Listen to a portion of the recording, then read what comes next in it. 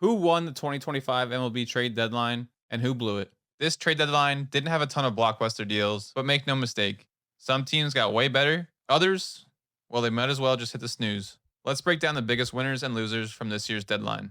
Let's start with the winners.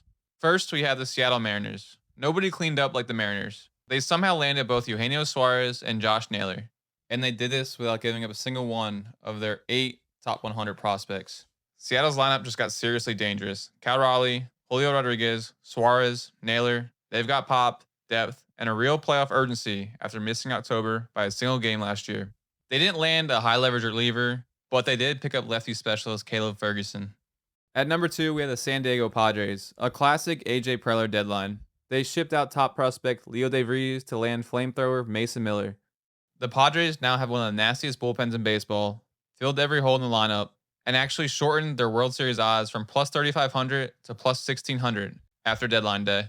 All in, again, for the Padres. At number 3, we have the Philadelphia Phillies. The Phillies had one job, fix the bullpen, and they did.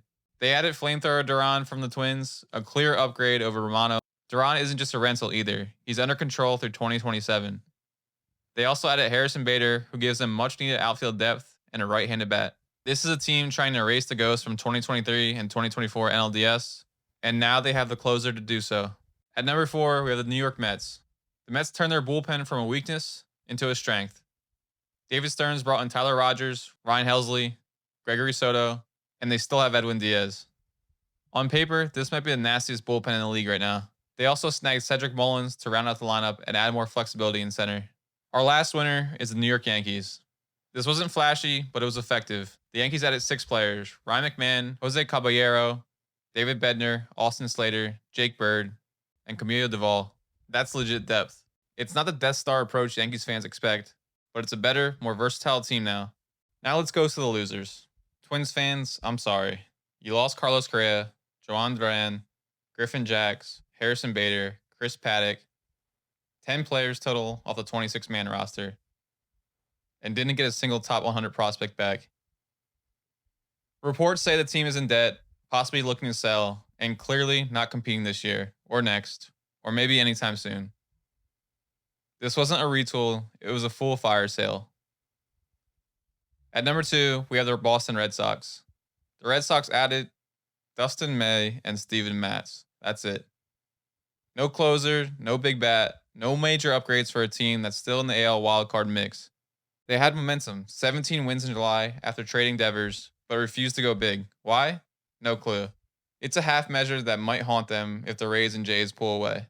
At number 3 were the Cubs, fighting for the NL Central, and they did nothing. Well, they added Willie Castro and a couple arms, but passed on impact bats, arms, and relievers, despite having the farm to make it happen.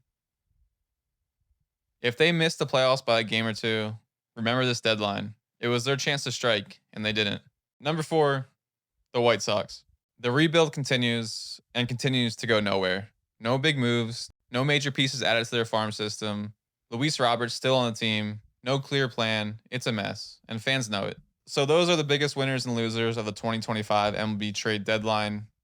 Who do you think made the biggest splash, and which team absolutely blew it? Drop your take in the comments.